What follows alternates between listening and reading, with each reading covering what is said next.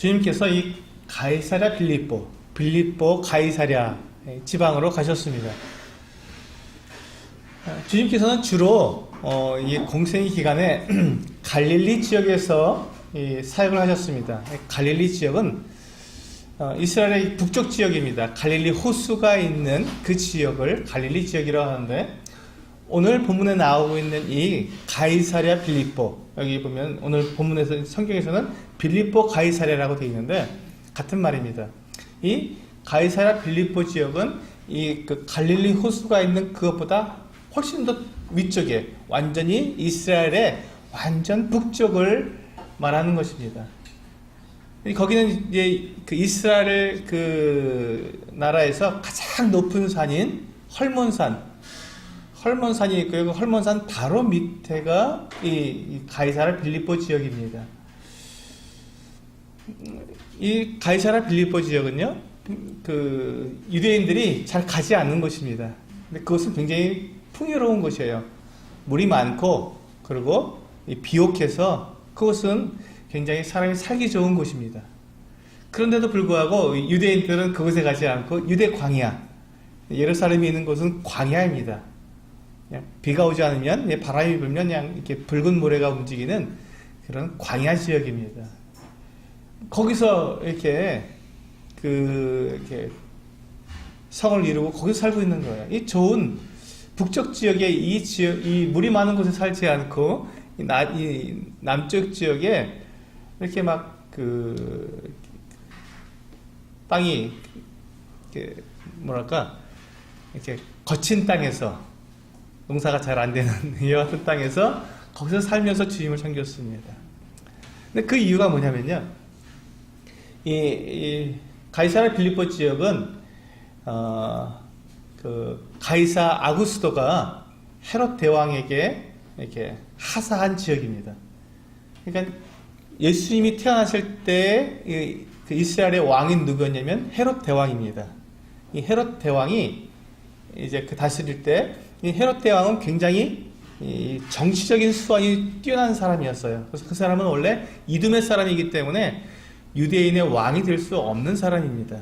그런데 그가 유대인의 왕이 되었어요. 이스라엘의 왕이 되었습니다. 어떻게 이렇게 됐냐면, 로마가 그 당시에 이스라엘을 이렇게 식민지로 삼았기 때문에, 정복하고 있었기 때문에 로마 황제에게 정치적으로 이 뇌물을 바치고 그가 여러 가지 수완을 발휘해서 왕으로, 이 황제에 의해서 왕으로 책봉돼서 온 거예요.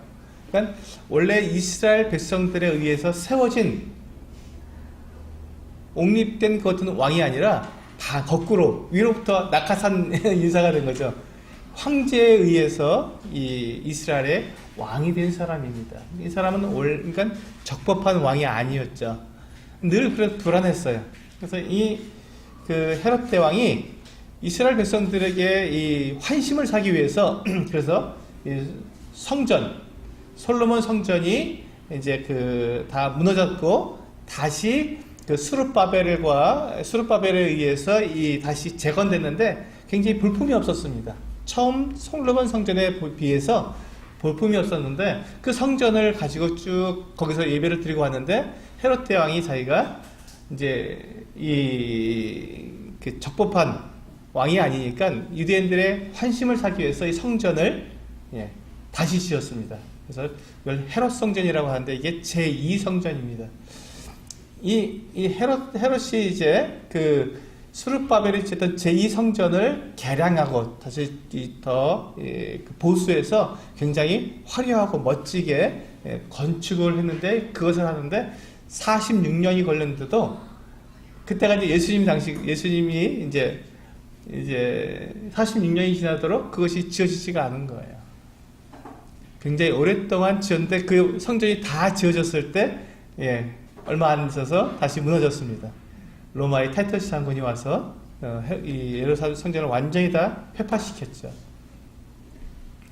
그래서 이 헤롯 성전이 성전을 지을 정도로 그렇게 유대인들의 환심을 샀는데, 이제 그때 이 헤롯 대왕이 그 로마 황제에게 정치적인 수단을 잘 발휘했기 때문에 이 이스라엘 땅에서 가장 좋은 것을 이 헤롯 왕에게 선물로 준 거예요. 그것이 바로 가이사랴 빌립보입니다. 근데 거기가 이제 좋았는데 거기에다가 헤롯 왕의 아들인 빌립 2세가 헤롯 빌립 2세가 이 가이사랴 빌립보 지역을 굉장히 개발했습니다. 오늘날 신도시로 만든 거예요. 근데 신도시로 만들면서 어떻게 만들었냐면 유대인들에게 환심을 사기 위해서 만든 게 아니라 자기 땅이니까 자기 마음대로 헬라 문명을 그대로 가지고 들었어요. 헬라식으로 거기를 개발했습니다. 그리고 거기다가 무엇을 만들어 뒀냐면 신전을 만든 거예요. 특히 이 판이라고 하는 신전을 신전을 거기다가 만들었습니다. 이 판은 굉장히 풍요와 다산이고 그리고 이게 그런 어떤 것들을 나타내는 그 신이었는데 그 판 신전을 거기다 만들고 또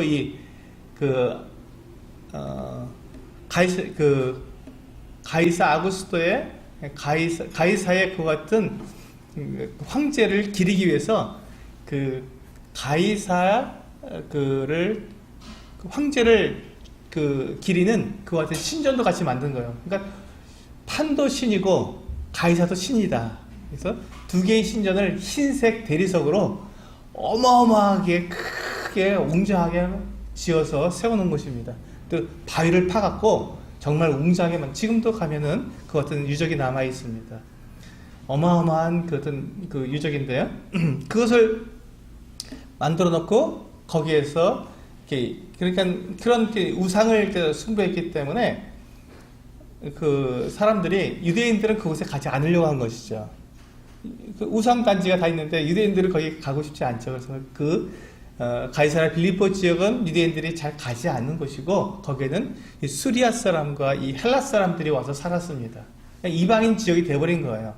이스라엘 땅이면서 불구하고 거기는 거의 이방인화된 그 같은 곳이었습니다. 그런데 주님께서 오늘 본문에 보면 이 제자들을 데리고 그 가이사랴 빌립보 지역으로 갔습니다. 그리고 거기 가셔서 거기가 굉장히 물도 많고 시원하고 참 쉬기 좋은 곳이거든요. 그곳에 가셔서 예수님께서 제자들에게 물으신 거예요. 뭐라고 물으셨습니까? 사람들이 인자를 누구라 하느냐, 나를 사람들이 누구라고 하느냐고 물으신 겁니다. 그때 이제 제자들이 어떤 사람들은 주님을 세례 요한이라고도 하고 또 엘리야라고도 하고 예레미야나 선지자 중 하나라고 합니다. 라고 대답해 주었습니다. 그래서 주님께서 이 제자들에게 물었습니다. 그러면 너희는, 사람들은 그렇게 말을 하는데 그러면 너희는 나를 누구라 하느냐? 라고 물으셨습니다. 그때 베드로가 주는 그리스도시요 살아계신 하나님의 아들이시니다 하는 놀라운 대답을 했습니다.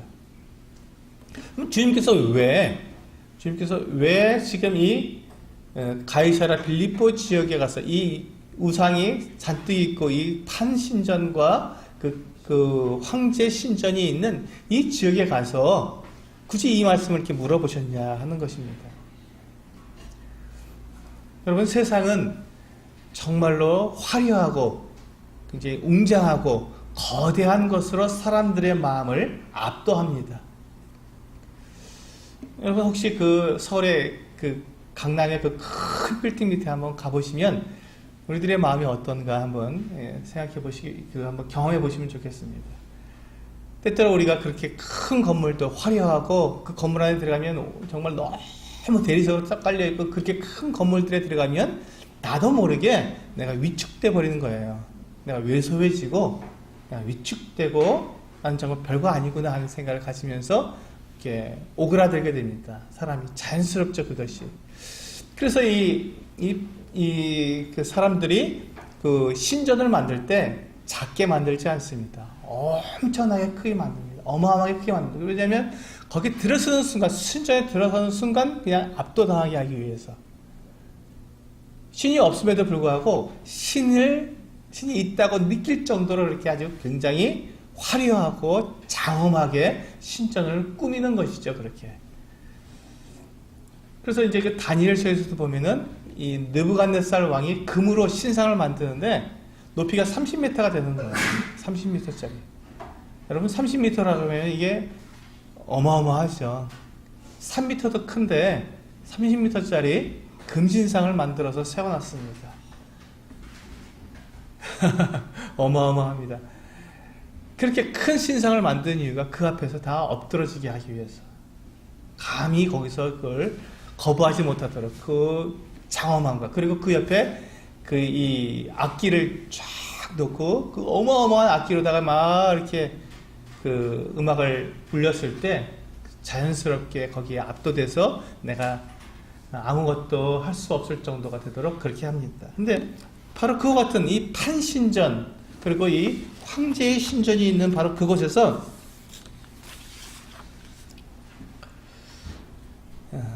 주님께서는 이렇게 물으신 거예요. 사람들은 그 신전 앞에 가서 그들의 마음을 빼앗깁니다. 신전을 보면서, 판신전을 보면서, 황제의 신전을 보면서, 야, 내가 저 신전에 들어가면 내가 저 신이, 판신이, 또 황제가 나를 행복하게 하고 나를 만족하게 하고 나의 모든 것을 다 채워줄 것이라고 하는 그와 같은 착각에 빠지도록 만드는 것이지요. 그래서 사람들이 그것을 보는 순간 하나님을 잊어버리고, 하나님이 없고 그 판이라는 신과, 사람이 만들어놓은 그 신과 황제가 신으로서 나에게 다가오는 것입니다. 사단이 이렇게 그때 사람들에게 속삭이겠죠. 나에게 경배하면 이 모든 것을 너에게 주겠다 하고 아마 그렇게 속삭일 것입니다. 바로 그 자리에서 주님은 이 제자들에게 물으신 것입니다. 너희는 나를 누구라 하느냐? 너희는 나를 누구라 하느냐? 예수님은 이 판신전에 비해서 예수님의 모습은 어땠을까요? 예, 철화했습니다. 예수님은 아무것도 가지신 것이 없으셨어요. 예수님은 인자는 머리 둘 곳이 없다고 말씀할 정도로 주님은 아무것도 가지신 것이 없었습니다. 주님 화려하지도 않으셨고요, 웅장하지도 않으셨습니다. 이사야서 53장에서 보면 그는 주 앞에서 자라나길 연한 순 같고 마른 땅에서 나온 줄기 같아서 흠모할 만한 아름다운 것이 없다고 그렇게 말씀하고 있습니다. 주님은 이렇게 아름다운 모습이 없었습니다. 사람들이 반할 정도로 우와 따라가야겠다 할 정도로 그렇게 강력한 리더십도 없으셨습니다. 주님은 그냥 평범하신 분이셨어요. 그렇기 때문에 지금 이 가이사랴 빌립보에서 그 판신전을 뒤에 놓고 그 앞에서 주님께서 너희는 나를 누구라 하느냐라고 물으실 때 사람들은 생각해야 했습니다. 정말 예수 그리스도께서 하나님의 아들이시고 그분께서 정말 그리스도이신지 생각해 봐야 하는 것입니다. 판신전, 그 어마어마하게 사람을 압도하고 모든 것을 다 줄 수 있을 것 같은 그 같은 신전을 바라보면서 계산을 해야겠죠. 분명하게 결단을 해야 했습니다. 그때 베드로가 그렇게 말을 합니다. 주는 그리스도시요 살아계신 하나님의 아들이십니다. 바로 그것입니다. 아무리 그 판신전이 아무리 크고 화려하고 웅장해도 그것이 살아있는 하나님이 아니시기 때문에, 그것이 우리에게 생명을 주는 것이 아니기 때문에 베드로는 분명히 말하는 것이죠. 주는 그리스도시요 살아계신 하나님의 아들이십니다. 그때 주님께서 말씀하셨습니다. 바요나 시몬아 내가 복이 있도다. 내가 복이 있다. 그런데 주님께서 뭐라고 말씀하셨냐면 그 뒤에 이를 내게 알게 한 이는 혈육이 아니요 하늘에 계신 내 아버지시니라. 가만히 보세요. 지금 주님께서 이와 같은 말씀을 하신 이유가 뭔지 한번 생각해 보시기 바랍니다. 만약에 우리가 베드로의 이 고백이 사람에게서 난 것이라면, 이 베드로가 만약에 자기 육신적으로, 혈육으로, 그러니까 육신적으로 생각했다면 당연히 주님은 아무것도 아니고 주님은 그냥 선지자 중에 하나고 저 판신이 진짜 신입니다. 이렇게 말할 수밖에 없다는 것이죠. 사람들이 보기에 그렇게 말할 수밖에 없을 정도의 어떤 환경입니다. 그런데 이 베드로가 거기에서 주는 그리스도시요 살아계신 하나님의 아들이십니다라고 분명하고 정확하게 대답할 수 있었던 것은 그가 하나님을 알았기 때문이고 하나님께로부터는 이 믿음을 가졌기 때문이라고 주님은 설명해 주신 것이죠. 그래서 우리가 이와 같은 그 주님께서 이 베드로의 어떤 고백을 들으시면서 기뻐하셨고 정말 기뻐하신 거거든요. 이건 너무나도 정답이기 때문에 너무나도 주님께서 기뻐하셨고 그 정답을 사람에서 나온 것이 아니라 하나님께로부터 나온 것이라고 말씀해 줄 정도로 이것은 완전한 답이었습니다. 그래서 주님께서 기뻐하셨고 그 기뻐하신 그 모습으로 이제 주님께서는 그 다음에 너는 베드로라 내가 이 반석 위에 내 교회를 세우려고 말씀해 주셨던 것입니다. 이제 우리가 그 말씀을 가기 전에 지금 베드로가 한 이 고백, 주님께서 이 가이사랴 빌립보에서 이 판신전을 뒤에 놓고 주님께서 이 같은 질문을 하셨을 때 베드로의 이 같은 고백을 통해서 우리가 배울 수 있는 것은 이 세상은 오늘도 우리들에게 동일한 유혹을 우리에게 하고 있다는 것입니다. 세상은 우리들에게 정말 웅장하고 화려한 것을 우리에게 보여주고 있습니다. 그리고 그 앞에 서게 되면 우리가 작고 초라한 모습으로 나를 보게 된다는 것이죠.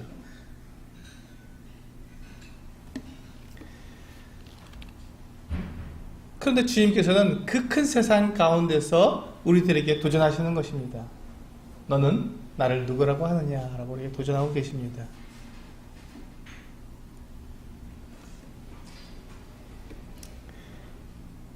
우리가 이런 세상의 이 어떤 어마어마하게 크고 강하고 또 화려한 이와 같은 그 문화 속에서 우리가 주님을 그리스도라고 고백하고 그분을 하나님의 아들이라고 우리가 고백할 수 있는 것은 대단한 믿음입니다. 근데 세상은 우리들에게 뭐라고 말을 합니까? 이 세상, 네가 만약에 사단이 그 주님에게 이렇게 시험했던 것처럼 네가 만일 나에게 경배한다면 이 모든 것을 다 너에게 주겠다. 너에게 돈도 줄 것이고 너에게 명예도 줄 것이고 너에게 건강도 줄 것이고 또 너에게 지유와 행복도 줄 것이다 라고 속삭입니다. 그래서 많은 사람들이 그와 같은 것들을 보고 들었을 때 사람들이 그것을 따라갈 수밖에 없는 거예요. 눈에 보이니까. 그것이 눈에 보이니까. 정말로 돈이 많으면 내가 행복할 것 같고 내가 그 세상이 주는 그 같은 것들을 내가 가지게 되면 내가 행복할 것 같은 그와 같은 생각이 들기 때문에 따라갈 수밖에 없는 것이죠. 그런데 그것은 무엇입니까? 신기루입니다. 신기루. 여러분 신기루 아십니까?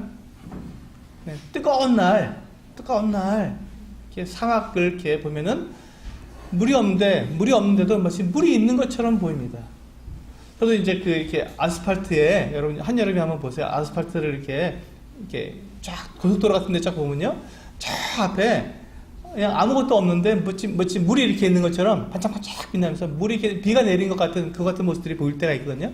그것처럼 이 사막에 아무것도 없는 사막에 오아시스가 있는 것 같은 그 같은 모습이 보이는 거예요. 사람 눈에. 그럼 어떻습니까? 사람들이 거기 달려가겠죠. 달려가면 거기에 오아시스가 있습니까? 없지요. 그것은 허상입니다. 그것을 보고 신기루를 하지 않습니까? 신기루? 그것처럼 세상이 우리들에게 약속해 준 것들, 세상이 준다고 하는 건 돈, 세상이 준다고 하는 건 명예, 세상이 준다고 하는 지위, 그 행복, 이 모든 것들은요, 잡으면 어떻게 됩니까? 사라져버리는 것들입니다. 그것이 영원하지 않고 잠시 있다 사라져버리는 신기루 같은 것이죠.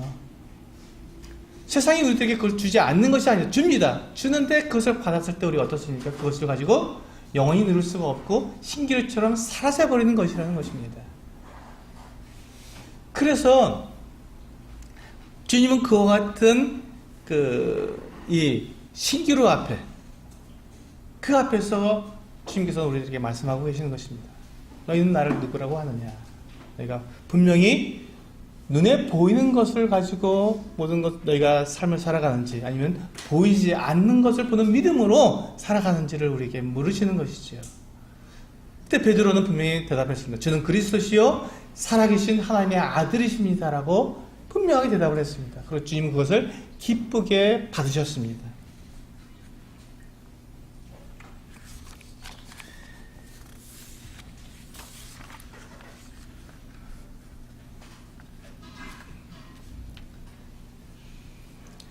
우리가 주님을 기쁘시게 하는 삶이 우리에게 필요한데, 주님을 기쁘시게 하는 삶은요, 믿음으로만 가능합니다. 주님을 기쁘시게 하는 삶은 무엇으로 가능하다고요? 믿음으로만 가능합니다. 믿음이 없이는 하나님을 기쁘시게 못하나니라고 히브리서 11장 6절에서 말씀하고 있습니다. 믿음이 없이면 하나님을 기쁘시게 할 수 없습니다. 우리가 하나님을 기쁘시게 하는 것은 오직 믿음으로 가능합니다. 근데 이 믿음이 무엇입니까? 믿음은 보는 것을 믿는 것이 아니라 보이지 않는 것을 믿는 것입니다. 신기루를 우리가 따라가는 것을 믿음이라 하지 않고, 보이지 않는 하나님의 그 말씀을 믿음으로 살아가는 것, 그것을 믿음이라고 말을 합니다. 그래서 이 세상의 그 거대한 것들, 우리를 압도하고 있고, 그리고 그 높은 지위에 있는 사람들, 많은 부를 가진 사람들, 이 많은 사람들이 마치 모든 것을 다 가진 것처럼 보이고, 그들을 따라가면 그들이 우리들에게 정말 그런 같은 걸 줄 것처럼 우리가 느껴지지만, 그러나 그것을 쫓아가는 순간 우리는 신기루에 빠져버리고 만다는 것입니다. 여러분, 요즘 그 뉴스 매체에서 계속 나오고 있는 이 사람들의 어떤 소식들, 유명한 사람들, 높은 사람들, 정치인들, 이 많은 사람들, 예술가들, 교육자들, 정치인들, 하나 빼놓을 것 없이 모든 사람들이, 그래서 그 사람들의 그 이면을 우리들에게 보여주고 있지 않습니까? 그들이 얼마나 추한 삶을 살고 있고, 얼마나 더러운 삶을 살고 있는지 낱낱이 우리들에게 보여주고 있습니다. 여러분, 그와 같이 우리가 많은 그 부를 누리고 우리가 명예를 가지고 있고 높은 지위에 있으면 우리가 정말 행복할 것 같지만, 그들은 신기루를 쫓았기 때문에 결국 그들이 추구하는 것은 무엇입니까? 타락하고 악하고 더러운 삶을 그들이 추구하고 있어요. 그것 없이는 그들이 만족할 수 없기 때문에 무엇인가 그것을 자기들 만족하기 위해서 그와 같은 삶을 쫓아가는 거예요.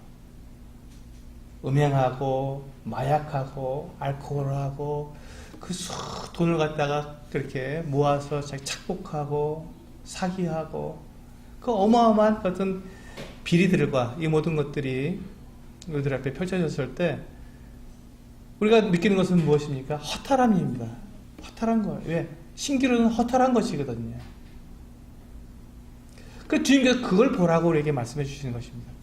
지금 이 가이사랴 빌립보에서 너희들이 이 판신전을 보느냐, 이 황제의 신전을 보느냐, 그것이 얼마나 이거 헛된 것인지 애들이 그것을 분별할 수 있느냐.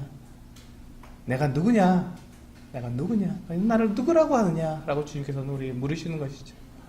우리가 살고 있는 이 세대는 정말 어마어마한 세상적으로 할 때 발전하고 마천루라 그러죠. 150층 이렇게 건물을 지어대면서 그 안에 온갖 것들이 다 들어있는 그 같은 세대에 살고 있습니다. 돈만 있으면 안 되는 게 없는 것 같은 그 같은 세대에 살고 있습니다. 그럼에도 불구하고 그 안에 살고 있는 우리가 행복하지 못한 것은 그것이 신기루이기 때문에 그렇다는 것입니다. 이제 주님께서 이 베드로의 이와 같은 고백을 높이셔서 이렇게 말씀하십니다. 너는 베드로라. 내가 이 반석 위에 내 교회를 세우리라. 음부의 권세가 이기지 못하리라. 주님께서 베드로의 이름을 원래 시몬이었는데 베드로라고 이름을 바꿔주셨습니다. 게바라고 이제 히브리어로는 게바고요. 헬라어로는 베드로입니다. 요한복음 1장 42절에서 예수께서 보시고 이르시되 내가 요한의 아들 시몬이니 장차 게바라 하리라 하시니라. 게바는 번역하면 베드로라. 이렇게 말씀하고 있는데요. 이 베드로라는 말은, 게바라는 말은 반석이라는 뜻입니다. 반석. 바위라는 뜻이죠. 그래서 이 베드로는 반석과 같은 사람이었습니다. 그래서 이 로마 카톨릭에서는요, 천주교죠. 로마 카톨릭에서는 이 베드로가 반석이니까 여기서 보시면 이 반석 위에 내 교회를 세우려 하셨기 때문에 베드로가 초대 교황이다. 베드로 위에 주님께서 교회를 세우셨기 때문에 베드로가 초대 교황이다. 이런 것을 이 말씀을 통해서 주장합니다. 그런데 지금 주님께서 말씀하시고 있는 이 반석과 베드로라는 말은 조금 다릅니다. 그 부분은 이제 우리가 살펴봐야 되는데요.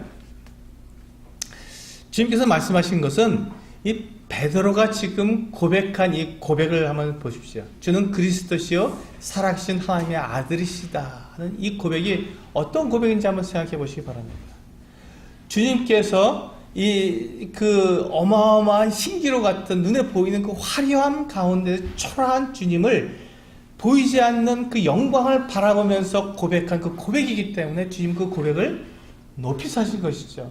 그래서 그 고백이 그렇게 중요하다고 말씀하고 계신 것입니다. 그 고백이 중요한데 그 고백의 대상이 누굽니까? 고백은 베드로가 했는데 그 고백한 그 대상은 누구죠?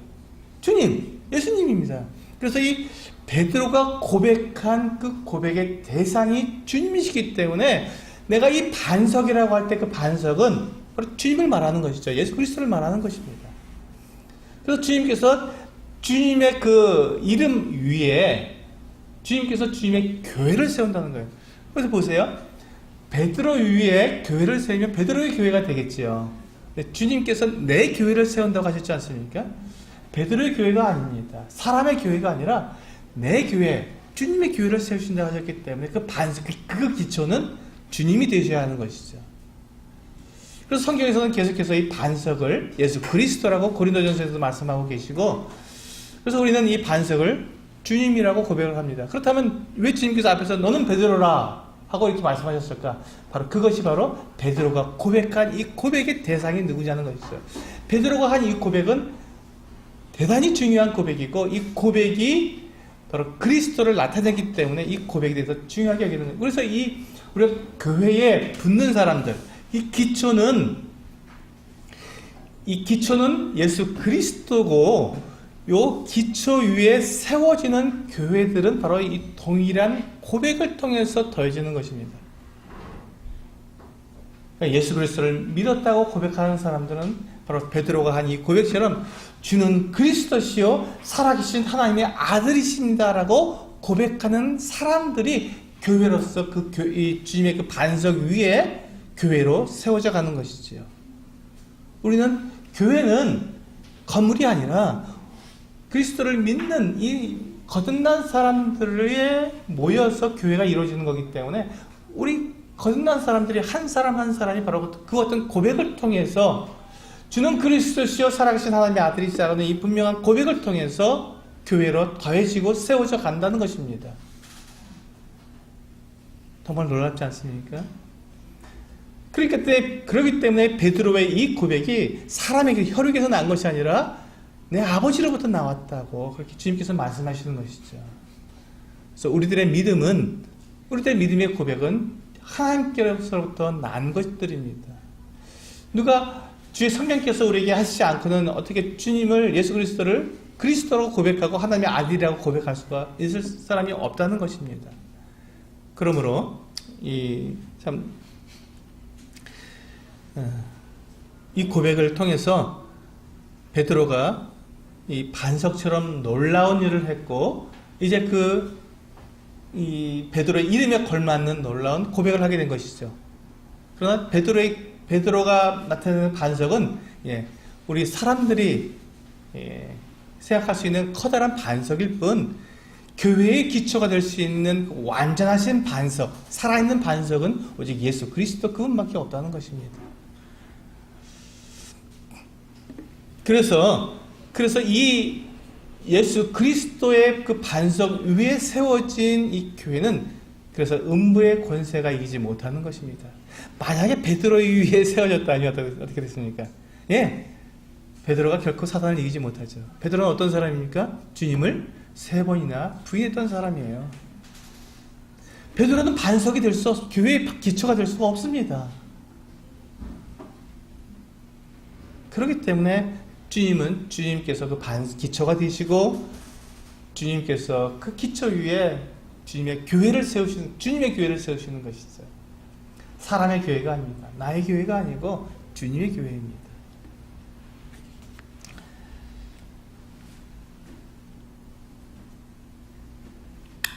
그 다음에 우리 21절에 보시면요, 이때로부터 예수 그리스도께서 자기가 예루살렘에 올라가 장로들과 대제사장들과 서기관들에게 많은 고난을 받고 죽임을 당하고 제3일에 살아나야 할 것을 제자들에게 비로소 나타내시니. 22절, 베드로가 예수를 붙들고 항변하여 이르되 주여 그리 마옵소서, 이 일이 결코 주께 미치지 아니하리이다. 이제 굉장히 놀라운 일이 있습니다. 이제 주님께서 마지막 해이기 때문에 주님께서 이제 제자들에게 주님께서 이 땅에 오신 그 목적을 정확하게 말씀해 주십니다. 그것은 무엇입니까? 내가 이제 예루살렘에 올라가서 거기서 십자가에 달려 죽게 되겠고, 그리고 3일 만에 내가 다시 부활할 것이라고 말씀해 주셨습니다.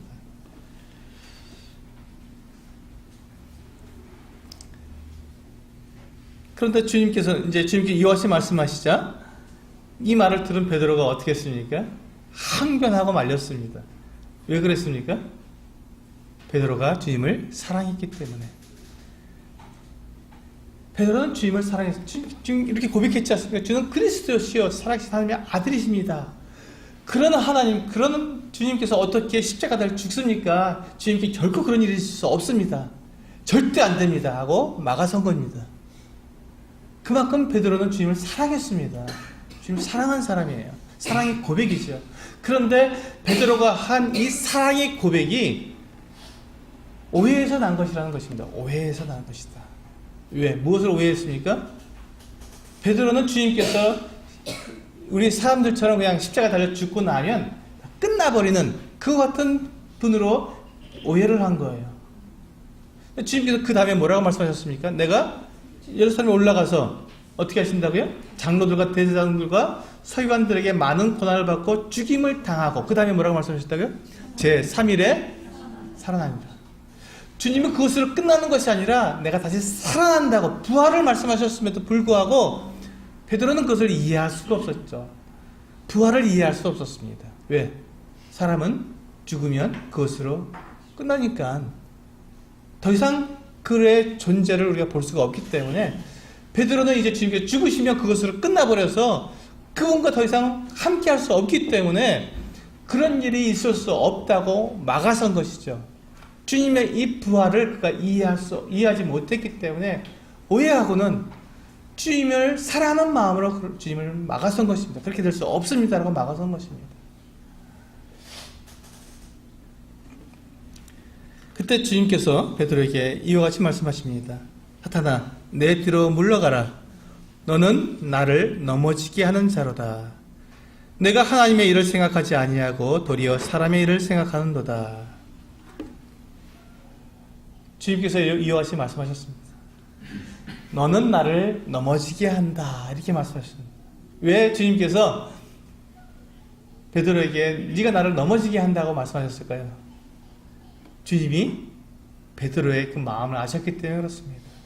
베드로가 주님을 사랑하는 마음으로, 주님을 만류하는 게 이 악한 마음으로 하는 것이 아니라 주님을 사랑하는 마음으로 하기 때문에 주님도 베드로의 그 같은 사랑을 느꼈을 때 주님도 가서 죽는 것을 포기하고 싶은, 내가 너와 함께 있고 싶은, 너희가 이와 같이 그냥 이대로 그냥 계속해서 그냥 이 이스라엘의 왕이 되어버리고 마는 그 같은 유혹을 받기 때문에 너는 나를 넘어지게 하는 자다, 이렇게 말씀하신 것이죠. 주님도 십자가에 달리시는 것, 그 고난을 받으시는 것이 기쁜 것은 나는 아니었습니다. 고난이었기 때문에. 그런데 베드로가 그것을 막아서니까 이 육체는 어떻게, 주님도 육체를 가지셨으니까 그 육체가 무엇을 원하십니까? 기쁘죠. 나를 이렇게 사랑하고 나의 그 고난을 막아주는 이 베드로 제자가 있기 때문에 얼마나 행복합니까? 그럼에도 불구하고 주님은 사탄아, 내 뒤로 물러가라. 너는 나를 넘어지게 하는 자다라고 주님께서 말씀하신 것입니다. 우리가 때때로 주님을 사랑한다고 고백하고 주님을 위한다고 고백하고 또 교회를 세운다고 고백하면서 우리가 하는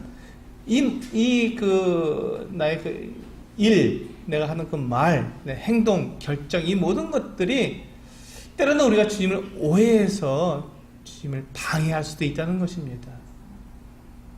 베드로처럼 베드로가 주님을 사랑했기 때문에 주님께서 십자가에 달리신 것을 막아섰는데 그것이 오히려 주님을 오해한 것이었고 베드로가 오히려 주님의 계획을 막는 방해자가 된 것입니다. 그래서 주님께서 그를 사탄이라고 말한 것이죠. 베드로가 사탄이 아니라 그 베드로가 하고 있는 그 일, 주님의 계획을 막고 주님께서 이 세상에 오셔서 사람들을 죄에서 구원하셔야 하는 이 주님의 이 구속사역을 주님께서 바로 그 목적을 위해서 오셨는데 그 모든 계획을 막아서는 것이 바로 이 사단의 일이기 때문에 주님은 베드로에게 사단아 내 뒤로 물러가라고 그렇게 말씀하신 것입니다.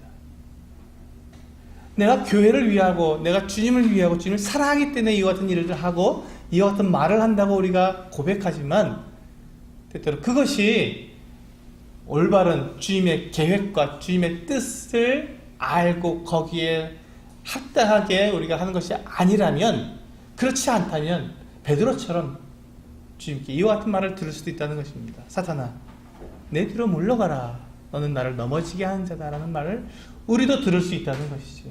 그래서 우리는 이 부분을 정말 조심스럽게 우리는 생각해야 합니다. 우리가 주님 앞에서 우리가 행할 때, 주님을 사랑하기 때문에 우리가 행할 때, 주님을 위해서 어떤 일을 우리가 행할 때 이것이 주님의 계획과 맞는지 주님의 뜻에 합당한지를 우리가 살펴보는 이유가 바로 그것입니다. 그것에 맞지 않으면 내가 아무리 열심히 하고 내가 최선을 다해도 그것이 오히려 주님을 방해하는 일이 되기 때문에, 우리 내가 사탄의 일을 하고 있기 때문에 사랑으로 하는 그 일이 원수의 일을 할 수 있기 때문에 우리는 그 일을 조심해야 한다는 것입니다.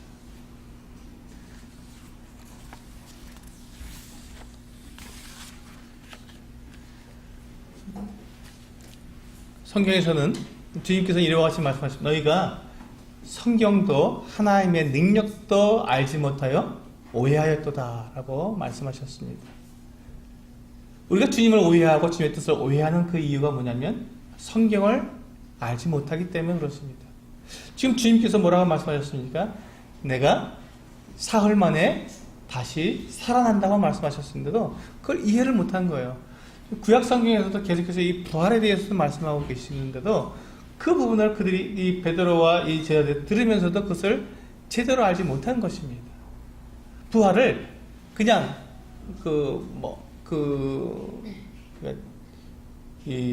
주님 나라 심판받고 난 다음에 우리에게 이루어질 것으로만 생각합니다. 예수 그리스도께서 하나님의 아들이시기 때문에 그 부활하실 수 있다는 이와 같은 것들을 생각하지 못하는 거예요. 그리고 그 부활은 이 이스라엘 백성들은, 이스라엘 사람들은, 이 애굽 사람들 마찬가지로 고대인들은 이 몸이 그대로 다시 부활한다고 생각했습니다. 그래서 방부 처리를 했습니다.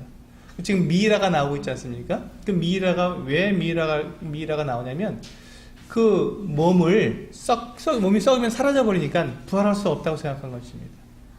그래서 이 몸을 그대로 유지하기 위해서 방부제를 처리했는데 지금 수천 년이 지나도 전혀 문제 없도록 이렇게 정말 놀라운 방부 처리를 하게 된 것이죠. 사람들은 그런 부활을 믿은 거예요. 죽고 난 다음에 하나님이 어떻게 마지막 때에 다시 그 몸이 다시 살아나게 되는 그 같은 것들을 생각했던 것이죠. 그런데 주님께서 내가 사흘 만에 부활한다고 하니까 이해할 수가 없었던, 그게 무슨 말인지 몰랐던. 근데 이것이 이때만 그런 게 아니라 그 뒤에도 지금 반복해서 주님께서 계속해서 십자가에 죽으시고 다시 부활하겠다, 내가 십자가에 죽고 다시 부활하겠다고 반복해서 말씀하고 계심에도 불구하고 이 제자들이 그걸 이해하지 못했습니다. 언제까지? 주님께서 다시 부활하실 때까지, 그 부활한 몸을 볼 때까지 주님께서 십자가에 죽으시고 사흘이 지나서 주님 부활하실 그때까지도 믿지 못한 거예요. 그리고 주님을 만났을 때에도 사실은 믿지 못했습니다. 부활하신 주님을 보면서도 믿지 못했던 것이죠. 이 도마가 이 제자들이 다른 제자들이 내가 부활하신 주님을 만났다고 얘기하니까 도마가 뭐라고 말합니까? 내가 내가 내 손가락으로 그 못자국에 넣어보고 내 손으로 주님의 그 옆구리에 넣어보지 않고 내가 믿지 않겠다 이렇게 말을 했습니다. 왜요? 부활은 믿을 수가 없는 거였어요. 지금 우리의 입장에서는 어떻게 그걸 못 믿나? 주님이 몇 번씩 말씀하셨는데 어떻게 그걸 못 믿나라고 말을 하지만, 만약에 우리가 지금 그 제자들의 입장이라면 우리 역시 못 믿습니다. 그게 무슨 말인지 이해할 수가 없는 거예요. 그래서 오해할 수밖에 없었습니다. 그래서 지금 우리도 마찬가지입니다. 우리가 지금 이 세상을 살아가면서 주님을 섬기고 교회를 섬기고 우리가 하나님을 사랑한다고 우리가 고백하면서 내가 정확하게 하나님의 말씀에 그 뜻을 깨닫고 그것을 알고 거기에 맞춰서 내가 행하지 않으면 우리도 오해할 수 있다는 것입니다. 그것이 굉장히 중요해요. 오늘 바로 그 같은 말씀을 드리는 거거든요. 주님의 그 영광을 보면서도 그것을 영광을 오해하고, 주님의 그 부활을 들으면서도 부활을 오해해서 주여 그리 마옵소서, 결코 주님께 이런 일이 일어날 수 없습니다라고 주님을 막아서는 그와 같은 일을 우리가 할 수 있다는 것입니다.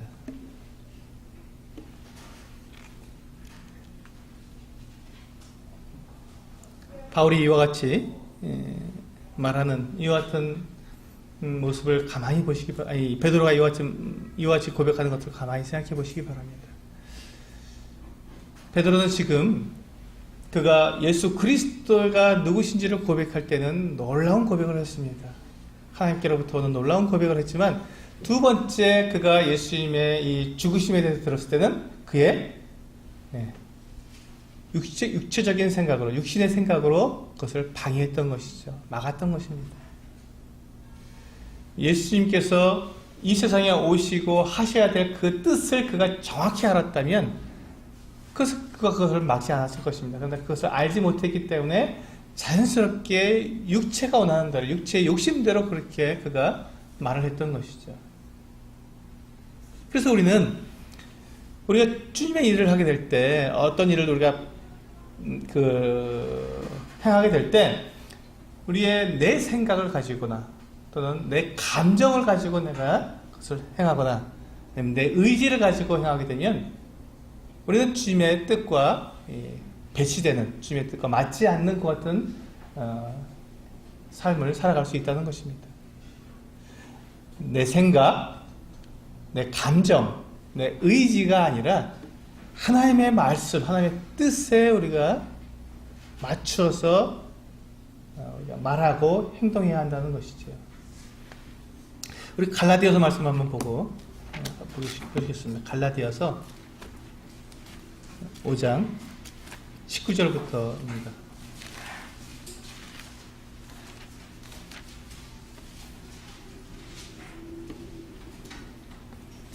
갈라디아서 5장 19절부터 23절입니다. 육체의 일은 분명하니 곧 음행과 더러운 것과 호색과 우상 숭배와 주술과 원수 맺는 것과 분쟁과 시기와 분냄과 당짓는 것과 분열함과 이단과 투기와 술취함과 방탕함과 또 그와 같은 것들이라. 전에 너희에게 경계한 것 같이 경계하노니 이런 일을 하는 자들은 하나님의 나라를 유업으로 받지 못할 것이요. 22절. 오직 성령의 열매는 사랑과 희락과 화평과 오래 참음과 자비와 양선과 충성과 온유와 절제니 이 같은 것을 금지할 법이 없느니라. 여기 보시면 두 가지의 성품이 나옵니다. 첫 번째 것은 육체를 따라가는 육체의 일이 나오고 있고요. 두 번째는 성령을 따라가는 성령의 열매가 나타나고 있습니다. 내가 지금 내 생각, 내 감정, 내 의지로 내가 살아가고 있는지, 아니면 내가 내 안에 계시는 성령에 의해서 하나님의 뜻대로 내가 살아가고 있는지 그것을 구분하는 방법은 바로 여기에 있습니다. 그것을 분별하는 방법 바로 여기 있어요. 그래서 육체의 일은 무엇을 한다고 되어 있습니까? 예, 음행과 첫 번째 보면 이 성적인 타락을 말씀하고 있어요. 19절에 보면 음행과 더러운 것과 호색, 성적인 타락입니다. 이러한 일들을 하는 사람들은 지금 육체 일을 하고 있는 거예요. 성령과 관계없는 삶을 살아가고 있는 것입니다. 성경은 분명하게 우리들에게 말씀해주고 있는 것이지요. 이거는 너무 분명해서 우리가 육체 일은 분명하다고 말씀하고 있지 않습니까? 너무 분명해서 헷갈릴 게 없는 거예요. 예, 그렇잖아요. 그래서 성적인 범죄를 하고 성적인 이와 같은 일들을 잘못된 일들을 하는 사람들은 당연히 성령에 의해서 살아가는 사람들이 아니라는 것이지요. 두 번째 20절에 보시면 우상숭배, 주술, 원수 맺는 것, 분쟁, 시기, 분냄, 당지는 것과 분열함과 이단. 여기 보시면 우상숭배와 그 거짓 신들에 관련된 것이 있는데요. 여기에 뭐가 포함되어 있습니까? 분열과 당지는 것과 분쟁과 시기와 이런 것들이 포함되어 있습니다. 그리고 뒤에 이단이 또 되어 있고요. 그러니까 이 거짓 종교와 거짓 신들과 같은 맥락에 있는 게 뭐냐면 성도들 사이에서 분열을 일으키는 것, 당짓는 것, 교회 안에서 파벌이죠. 그리고 분쟁하는 거, 시기하는 거, 분내는 거 이런 것들이 육체의 일이라는 것입니다. 이건 분명한 거예요. 이건 우상숭배처럼 악한 것이라는 것입니다. 우상숭배와 동등한 거예요. 동일한 거예요. 우리는 우상숭배에 대해서 굉장히 우리는 이렇게 분명하게 거절합니다. 어떻게 믿는 그리스도인이 우상숭배를 하나 하지만 우리가 교회 안에서 이와 같이 분내고 또 당짓고 분열하고 시기하고 다투고 분쟁한다면 그것이 바로 우상숭배와 다를 바가 없다는 거 주님께서 말씀하고 있는 것이지요. 만약에 내 마음속에 내 행동 속에 내 생각 속에 이와 같은 것들이 있다면 그는 육체의 일을 하는 것입니다. 성령을 따라가는 것이 아닙니다. 주님께서 그렇게 말씀하고 계시죠. 세 번째는 무엇입니까? 21절에 보면 투기와 술 취함과 방탕함과 또 그와 같은 것들이라. 술 취하고 투기하고 방탕한 삶을 사는 것들. 방탕한 삶이 무엇입니까? 세상에서도 그 손가락질 하잖아요. 먹고 마시고 취하고 누리는 삶. 요즘은 욜로라 그래서요. 굉장히 사람들이 한 번 사는 인생이니까 실컷 즐기다 죽자 이렇게 말을 합니다. 그게 바로 이 방탕한 삶입니다. 자기의 미래를 생각하지 않고 오늘 이 하루를 족하게 살다가 끝내버리는 삶. 얼마나 사람들이 타락하겠습니까? 오늘 벌어서 오늘 다 먹고 치워버리는 거예요. 그런 사람들이 미래가 있겠습니까? 장래에 대한 생각이 있겠습니까? 하나님에 대한 생각이 있겠습니까? 없습니다. 그냥 오늘을 즐기자. 그것이 욜로입니다. 그 같은 삶은 어떤 삶입니까? 짐승의 삶과 다름이 없습니다. 여러분 짐승들 생각해보세요. 짐승들 가만히 생각해보세요. 그냥 그날 하루 배부르면 사자가 배부르면요 토끼가 지나가도 절대 안 잡습니다. 그 코앞에서 놀아도요. 사자는 배부르면요 그 코앞에 토끼가 지나가도요 잡지 않습니다. 그날 배부르면 그건 끝이에요. 배고프면 뭐 코끼리도 잡아먹고 다 하지만 배가 부르면 자기 앞에 지나가는 토끼도 안 잡아먹는 게 사자입니다. 짐승들은 그렇습니다. 그냥 배부르면 그것은 끝이에요. 오늘을 만끽하면 그것으로 끝인 것이 짐승의 삶입니다. 근데 지금 이 욜로라고 하는 삶이 바로 그와 같은 삶을 우리에게 보여주는 거예요. 사람들이 자꾸 진화되었다, 우리는 동물에서 지금 만들어졌다 이렇게 얘기하니까 동물처럼 정말 살아가라고 그런 이론들이 나오는 거예요. 오늘 하루 정말 편안하게 살자, 즐겁게 누리면서 살자, 뭐 이렇게 고민하며 이렇게 애쓰며 살 필요가 뭐 있냐. 근데 그 같은 삶 뒤에 갖고 있는 그 같은 생각들은 하나님이 없다는 생각입니다. 미래가 없다, 장래가 없다, 영원한 삶이 없다고 말하기 때문에 그와 같은 삶을 주장하는 것이지요. 이와 같은 이 육체의 일들, 이와 같은 것들이 우리 가운데 있다면 우리는 지금 잘못 살아가고 있는 것입니다. 그것은 주님을 따라가는 삶이 아니라 세상을 따라가는 삶이고 주님을 방해하는 삶을 살고 있는 것입니다. 19절, 20절, 21절에 있는 이와 같은 삶이 나에게 있는가 살펴보라는 것이지요. 그리고 이제 22절과 23절에서 주님 우리에게 말씀하십니다. 성령의 열매는 성령을 따라서 사는 사람들의 그 결과, 그들에게서 나타나는 그와 같은 결과가 무엇이냐? 그것은 바로 사랑과 희락과 화평과 오래 참음과 자비와 양선과 충성과 온유와 절제. 이와 같은 삶이 그에게서 나타난다면 그 사람은 성령을 따라가는 사람입니다. 근데 만약에 이와 같은 것이 그 사람이 나타나지 않는다면 그게 문제가 있는 것이죠. 저희가 성령을 따라 산다고 말하고 내가 영적으로 충만하다고 말하고 내가 주님을 사랑한다고 말하면서 이 성령의 열매의 이 모습이 나에게서 나타나지 않는다면 그 사람은 잘못된 삶을 사는 것입니다. 그렇지 않습니다. 성령을 따라 사는 사람은 성령의 열매가 나타날 수밖에 없는 것이지요.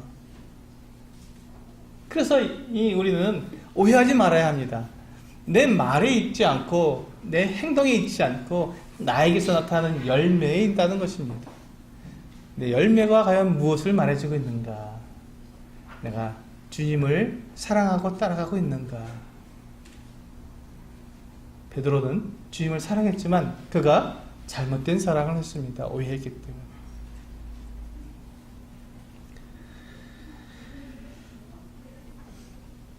우리 본문에서 보시면 본문 마지막 절에 보시면 28절 마태복음 16장 28절에 보시면 진실로 너희에게 이르노니 여기 서 있는 사람 중에 죽기 전에 인자가 그 왕권을 가지고 오는 것을 볼 자들도 있느니라 이렇게 말씀하고 있습니다.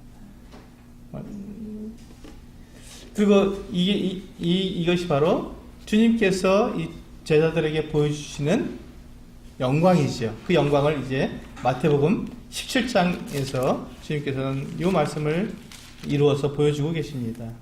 17장 1절 마태복음 17장 1절입니다. 엿새 후에 예수께서 베드로와 야고보와 그 형제 요한을 데리시고 따로 높은 산에 올라가셨더니 그들 앞에서 변형되사 그 얼굴이 해같이 빛나며 옷이 빛과 같이 희어졌더라. 그때 모세와 엘리야가 예수와 더불어 말하는 것이 그들에게 보이거늘 베드로가 예수께 여쭈어 이르되 주여 우리가 여기 있는 것이 좋사오니 만일 주께서 원하시면 내가 여기서 초막 셋을 줍되 하나는 주님을 위하여 하나는 모세를 위하여 하나는 엘리야를 위하여 하리이다. 말할 때 후련히 빛난 구름이 그들을 덮으며 구름 속에서 소리가 나서 이르시되 이는 내 사랑하는 아들이요 내 기뻐하는 자니 너희는 그의 말을 들으라 하시는지라. 제자들이 듣고 엎드려 심히 두려워하니. 여기까지 보겠습니다. 여기 보시면 주님께서 이제 높은 산에 엿새 후에 높은 산에 올라가셨습니다. 이 높은 산이 바로 헐몬산입니다. 헐몬산은 2880m짜리입니다. 우리나라 제일 높은 산이 어디입니까? 남북한 합쳐서 백두산은 2750m입니다. 백두산보다 높은 산이에요. 그래서 이 헐몬산은 눈이 내립니다. 스키장이 있어요. 헐몬산은요. 근데 이 높은 산에 주님께서 이 제자들을 데리고 올라가셨습니다. 그리고 거기서 주님께서 그들 앞에서 모습이 변형되셨습니다. 영광의 몸으로 몸이 바뀌신 것이죠. 이 몸이 어떤 몸입니까? 이게 부활의 몸입니다. 제자들이 듣고도 이해하지 못했던 이 부활에 대해서 주님께서 그 부활의 모습을 보여주신 거예요. 주님의 그 영광스러운 모습을 제자들에게 보여주셨습니다. 그 옷이 희어졌고 그 몸이 해같이 빛나는 그 같은 몸으로 바뀌셨습니다. 이게 부활의 몸입니다. 주님께서 영원히 가지실 영원한 영광의 몸입니다. 그 몸을 보여주셨습니다. 그러니까 그때 이제 모세와 엘리야가 나타나서 주님과 함께 별세할 것에 대해서 이 세상을 떠나실 십자가에 죽으실 것에 대해서 이야기를 나누고 있었습니다. 그래서 이 모세가 보니까 이 베드로가 보니까 너무 멋있잖아요. 너무 황홀하잖아요. 그래서 베드로가 또다시 해서 실수를 합니다. 어떻게 실수합니까? 주여 여기가 좋사오니 여기에 초막 셋을 짓고 하나는 주님을 위해서, 하나는 모세를 위해서, 하나는 엘리야를 위해서 그렇게 짓고 여기서 지내겠습니다 라고 말합니다. 주님은 지금 무엇을 보여주신 거죠? 지금 이 제자들에게 주님의 부활을 보여주신 거. 주님이 부활하시려면 뭐가 필요합니까? 죽음이 필요하죠.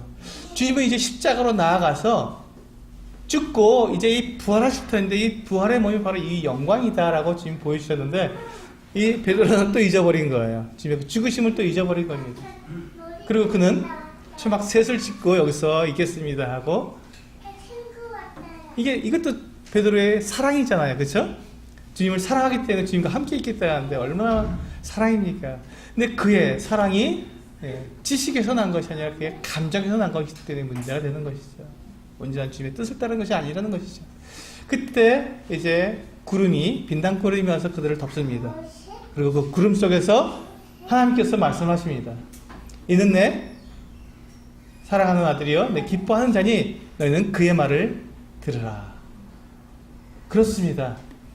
우리 감정으로 주님을 섬기는 것이 아닙니다. 우리의 생각으로 주님을 섬기는 게 아니라고요. 주님의 말씀을 따라 우리는 섬기는 사람들입니다. 주님의 영광을 봤을 때 내 그 감정을 가지고 주님을 섬기는 게 아닙니다.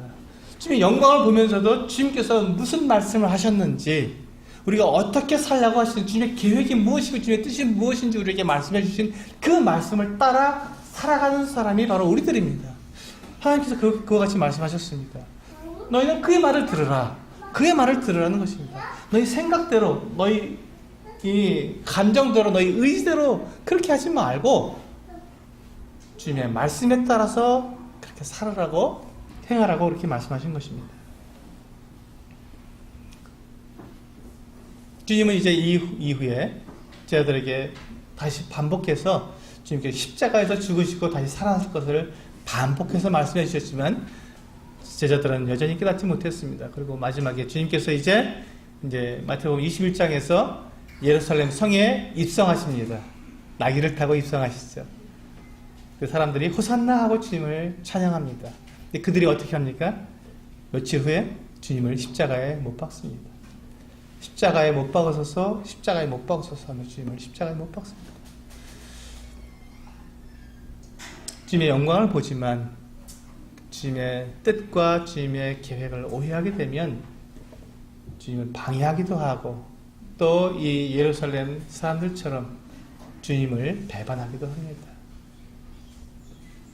우리가 분명하게 주님의 이 생애를 바라보면서 우리가 분명하게 할 수 있는 것은, 주님의 뜻에 내가 굴복하지 않으면, 내가 주님의 뜻에 맞지 않게 행동하지 않으면 우리가 주님을 방해하는 자가 되고 사탄의 일에 참여자가 되는 자가 될 수 있다는 것입니다. 참 불행한 일입니다. 주님을 사랑하는데 그 사랑을, 잘못된 사랑을 하게 된다는 것이지요. 오늘 그래서는 우리 성도님들에게 성경을 읽자, 제발 성경 좀 읽자, 이렇게 말씀을 드립니다. 왜? 하나님의 뜻은 성경에서밖에 발견할 수 없기 때문에 그렇습니다. 성경을 알아야 우리가 하나님의 뜻을 알 수 있습니다. 성경을 알자. 그리고 내 생각, 내 감정, 내 의지대로 살지 말고 주님께서 말씀하시는 그 뜻 안에서 살아가자. 말하는 것도 그렇고 행동하는 것도 그렇습니다. 내가 주님을 사랑하는 마음으로, 교회를 사랑하는 마음으로 한다고 하는 그 생각, 그 감정, 그 의지는 참 좋지만 그것이 내가 하나님의 말씀의 뜻에 어긋나게 된다면 오히려 그것이 우리를 방해하기 때문에 그렇습니다.